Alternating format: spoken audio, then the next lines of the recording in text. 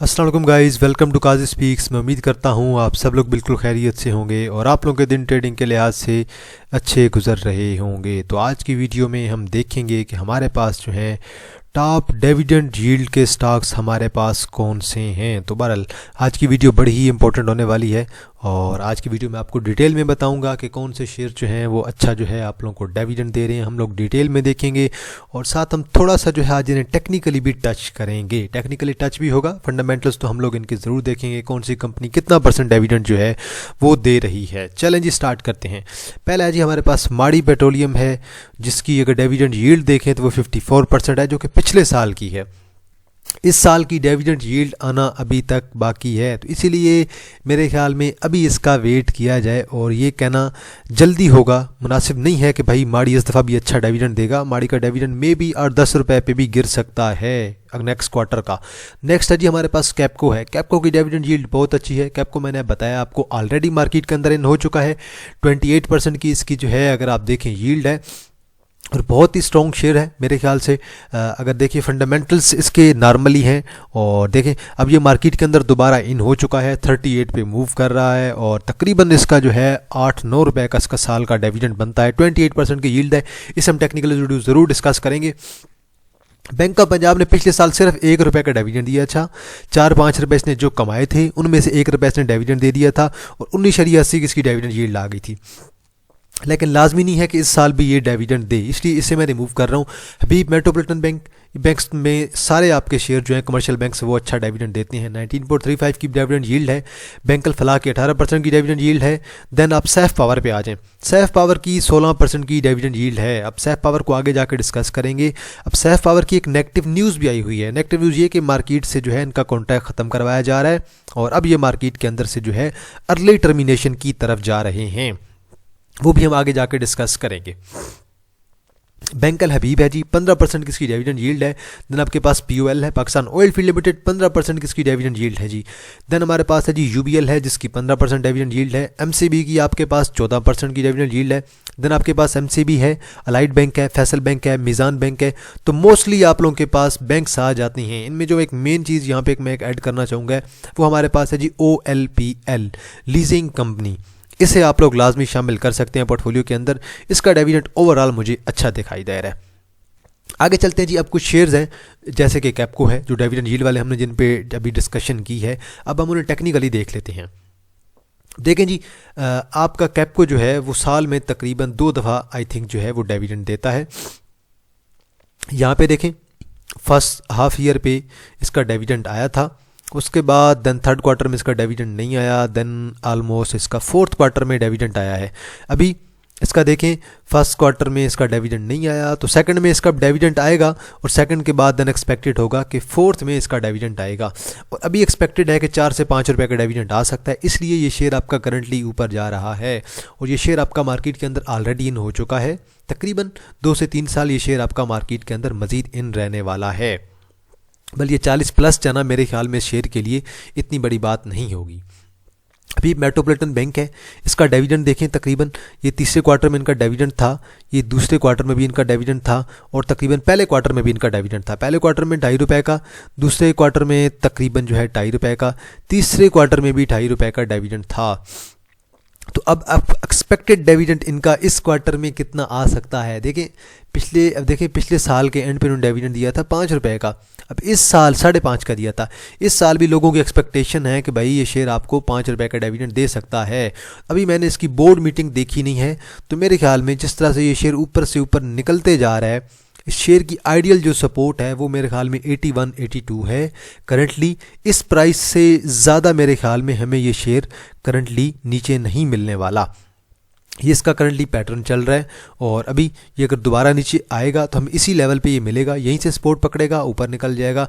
Otherwise बहुत ज़्यादा नीचे आएगा, अगर मार्केट बहुत ज़्यादा बिरिश होती है देन मैं जो है 72 का लेवल एक्सपेक्ट कर सकता हूँ। अदरवाइज़ मैं 72 का लेवल भी इस शेयर में करंटली एक्सपेक्ट नहीं कर रहा, क्योंकि ये शेयर अपना नया से नया हाई लगाने की कोशिश कर रहा है और अगर किसी ने इसका स्टॉप लॉस लगाना हुआ देन आप लोग अपनी मर्ज़ी के मुताबिक एडजस्ट कर सकते हैं। बहरहाल इसका जो है तकरीबन 5-5.5-6 रुपये का डिविडेंड एक्सपेक्टेड है जी। देन हमारे पास है जी बैंकल फलाह। बैंकल फलाह का देखें जी ज़रा, पिछले साल का इसने ईयरली पे डिविडेंड दिया था 5 रुपये का, ठीक हो गया। उसके बाद पहले क्वार्टर का 2 रुपये का, और सेकंड क्वार्टर का तकरीबन 2 रुपये का, थर्ड क्वार्टर का तकरीबन 2 रुपये का। अब लास्ट क्वार्टर का एक्सपेक्टेड डिविडेंड बैंक अल फलाह का भी 5 रुपये का है, तो बैंक अल फलाह आपको 5 रुपये का डिविडेंड दे सकता है, इसमें कोई हर्ज नहीं है। करंटली बैंक अल फलाह अगर नीचे आता है तो आप लोग अपॉर्चुनिटी ज़रूर ग्रैब कीजिएगा। 78 की इसकी आइडियल सपोर्ट है, और इसमें आपको तकरीबन जो है 5 रुपये का डिविडेंड इस शेयर के अंदर भी मिल सकता है। नेक्स्ट है जी हमारे पास Saif power limited. Saif power का ज़रा पास देखते हैं जी क्या कहता है डिविडेंड के लिहाज से। तो ये हमारे पास 2023 का सालाना डिविडेंड इसका आया था 1.5 रुपये का। उसके बाद अगर देखें तो हमारे पास करंट ईयर 2023 और ये हमारे पास थर्ड क्वार्टर था, सॉरी जी, यहाँ पे आ जाए जी। ये 2023 के एंड पे इसका डिविडेंड आया था 1.5। उसके बाद सेकंड क्वार्टर में डिविडेंड, फर्स्ट क्वार्टर में 2024 के डिविडेंड नहीं आया, सेकंड क्वार्टर में इसका डिविडेंड आया 12.50 सेकंड क्वार्टर में, और थर्ड क्वार्टर में अब इसका डिविडेंड नहीं आया। अब एक्सपेक्टेड ये है कि अब फोर्थ क्वार्टर में इसका अच्छा डिविडेंड आएगा, और तकरीबन 1.5 से 2 रुपये का डिविडेंड इसका नॉर्मल आना चाहिए। अगर अर्ली टर्मिनेशन की न्यूज़ चल रही है तो कुछ इन्हें पैसे भी मिल सकती हैं। देन एक्सपेक्टेड है कि ये शेयर लॉन्ग रैली भी लगा सकता है अगर शेयर को अच्छा डिविडेंड मिलता है तो वाले शेयर के अंदर भी अच्छा डिविडेंड आ सकता है। लेकिन इस शेयर के अंदर शॉर्ट टर्म की एंट्री ली जा सकती है, लॉन्ग टर्म की एंट्री रिकमेंडेड नहीं है। देखिए जी बैंक अल हबीब का हमारे पास थर्ड क्वार्टर का डिविडेंड आया था 3.5 रुपये। उससे पिछले क्वार्टर का हमारे पास 3.5 रुपये। उससे पिछले क्वार्टर का हमारे पास पहले क्वार्टर का तकरीबन 3.5 रुपये, और पिछले साल का लास्ट ईयर का हमारे पास डिविडेंड आया था 5 रुपये। तो बैंक अल हबीब में भी 5 रुपये का डिविडेंड एक्सपेक्टेड है जी। नेक्स्ट है जी हमारे पास POL है, पाकिस्तान ऑयल फील्ड लिमिटेड। इसका डिविडेंड अब थोड़ा कम हो रहा है क्योंकि इसकी अर्निंग थोड़ी कम हुई है, इस वजह से तो इसका भी डिविडेंड आ सकता है आने वाले दिनों में। और यहाँ पे इसका तकरीबन अगर देखें तो 70 रुपये का डिविडेंड था, और पिछले क्वार्टर में देखें नहीं था। यहाँ पे पहले क्वार्टर में देखें तकरीबन 25 रुपये का डिविडेंड था, यहाँ पे हाफ ईयर के 2024 के हाफ ईयर का।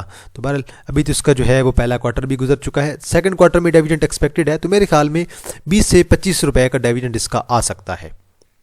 नेक्स्ट है जी हमारे पास UBL यूनाइटेड बैंक लिमिटेड। एक तो UBL और सिल्क बैंक की मर्जिंग की न्यूज़ चल रही है, और ये भी देखें जी इसके तकरीबन थर्ड क्वार्टर का डिविडेंड आया है तकरीबन 110 का। इससे पिछले क्वार्टर का सेकंड क्वार्टर का भी 110 आया था। उससे पिछले क्वार्टर का फर्स्ट क्वार्टर का भी 110 आया था, और उससे पिछले क्वार्टर का तकरीबन 110 आया था। 110% से मुराद है आपका तकरीबन जो है 11 रुपये। तो एक्सपेक्टेड है कि इस क्वार्टर में भी UBL का सालाना का जो क्वार्टर होगा उसमें भी तकरीबन जो है 11 रुपये का डिविडेंड आ सकता है। MCB को देखें जी, इसका जी सालाना डिविडेंड हमारे पास थर्ड क्वार्टर का तकरीबन आया है 9 रुपये का, सेकंड क्वार्टर का 9 रुपये का, और फर्स्ट क्वार्टर का 9 रुपये का। और अब देखना ईयरली 2023 का ईयरली डिविडेंड आया था 9 रुपये का, तो अब भी एक्सपेक्टेड है कि 9 रुपये का डिविडेंड आ सकता है। अगर 9 से ज़्यादा अनाउंस होता है तो देन उसे हम कहेंगे कि अनएक्सपेक्टेड है जी। Engro polymer and Qadirpur limited EPQL देखें जी, इसका 2023 का जो आखिरी इसका था साल का सालाना डिविडेंड था 1.5 रुपये का था। देन फर्स्ट क्वार्टर का डिविडेंड नहीं आया, कोई बात नहीं। सेकंड क्वार्टर का डिविडेंड इसका आया 3.5 का। देन थर्ड क्वार्टर का इसका डिविडेंड आया 2.5 रुपीज़ का। और अब देखना यह है कि ये हमें साल के एंड पे कुछ डिविडेंड देता है कि नहीं, बल वो देखना होगा।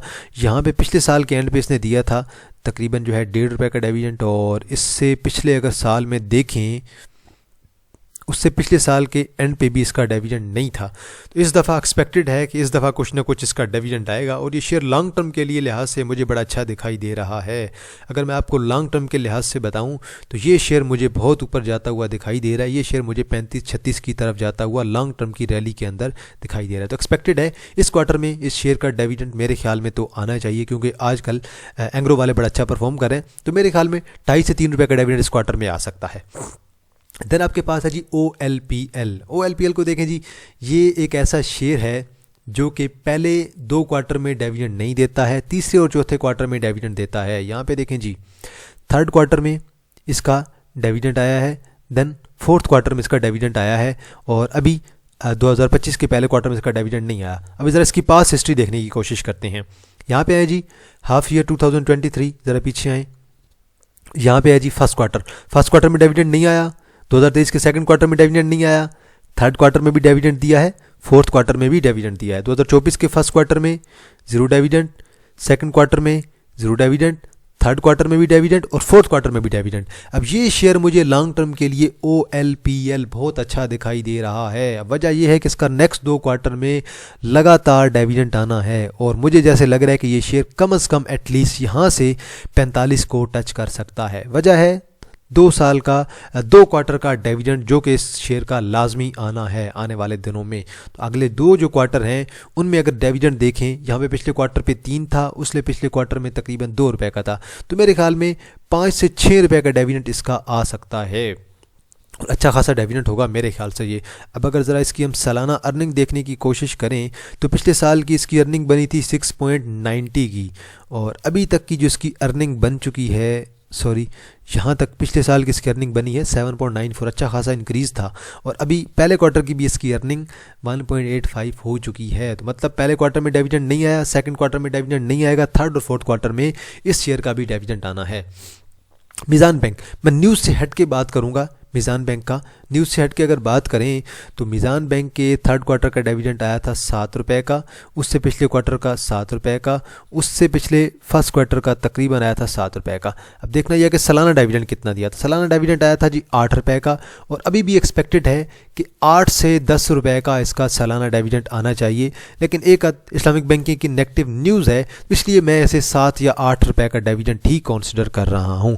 तो ये कुछ ऐसे शेयर्स हैं जिनका डिविडेंड आने वाले दिनों में आप लोगों को अच्छा दिखाई दे सकता है। बैंक ऑफ पंजाब को मैंने इसलिए निकाल दिया है कि उसने हिस्ट्री में पहले ऐसा डिविडेंड कभी भी नहीं दिया और वो कभी कभार ही डिविडेंड देता है। तो अगर आप मेरे चैनल पर नए हैं तो आपने काजी स्पीक्स को लाजमी सब्सक्राइब कर देना है और वीडियो के कमेंट सेक्शन में आप लोगों ने अपनी राय ज़रूर देनी है। तो इंशाल्लाह जी आप लोगों के साथ दोबारा मुलाकात होगी एक नई वीडियो के साथ और तब तक आप लोग अपना ख्याल रखिएगा।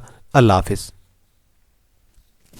अगर आप हमारे चैनल पर नए हैं तो आप लोग हमारा जो है प्रीमियम ग्रुप ज्वाइन कर सकते हैं। 1000 इसकी फ़ीस है। व्हाट्सअप नंबर हमारा मेंशन है, आप लोग इसे टाइप कर लीजिएगा 0316626537 आप लोग इस नंबर पे मैसेज कर सकते हैं। इसकी 1000 फ़ीस है। ग्रुप के अंदर डेली की 3 से 4 इंटरडे कॉल होती हैं और महीने की 12 से 15 स्विंग्स की कॉल होती हैं और महीने की 12 से 15 इन्वेस्टमेंट की कॉल्स होती हैं। अगर कोई ज्वाइन करना चाहता है हमारा प्रीमियम ग्रुप तो आप काजी स्विंग्स के नाम से ये हमारा प्रीमियम ग्रुप है, आप लोग व्हाट्सएप पर रब्ता करके ज्वाइन कर सकते हैं।